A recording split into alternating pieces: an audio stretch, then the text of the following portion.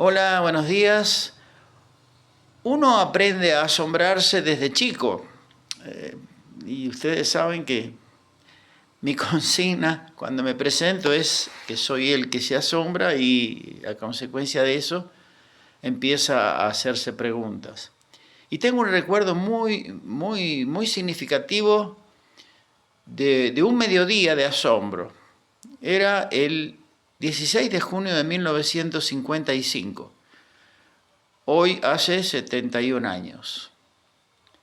Por la ventanilla del tren, el ferrocarril Belgrano, que nos llevaba con un compañero y a mí a la estación Retiro para tomar el tranvía 20, vimos justamente, asombrados, un combate entre aviones Gloster Meteor,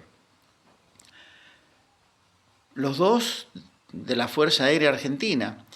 En esa época veíamos muy a menudo los aviones esos, que eran de los aviones más modernos probablemente, yo creo recordar. Y creo que ese combate fue el primer combate en toda Latinoamérica entre aviones de reacción. Recuerden que estamos en 1955.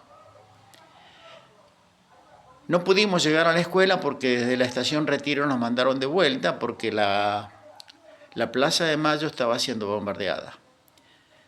Supimos después que ese combate había sido entre aviones leales a la institucionalidad, al general Perón y los rebeldes, que en un acto ignominioso, vergonzoso en la historia, incluso yo diría mundial, estaban bombardeando a su propio pueblo en la más importante plaza que hay en la República Argentina.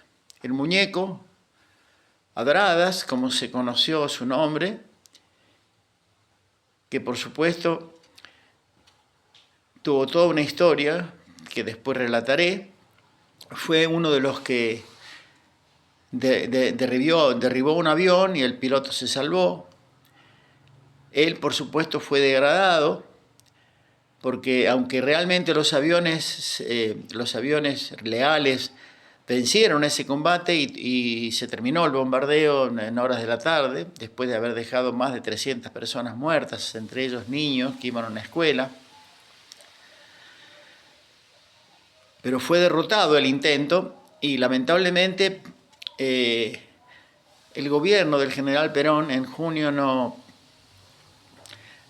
logró hacer lo necesario para que no tuviéramos después, en septiembre, muy poco tiempo después, la definitiva derrota del cambio nacional y popular por parte de la revolución que ellos se llamaron libertadores, pero que nosotros la conocemos como la fusiladora, porque justamente hace muy poco que se conmemoró los 70 años de la masacre de José León Suárez.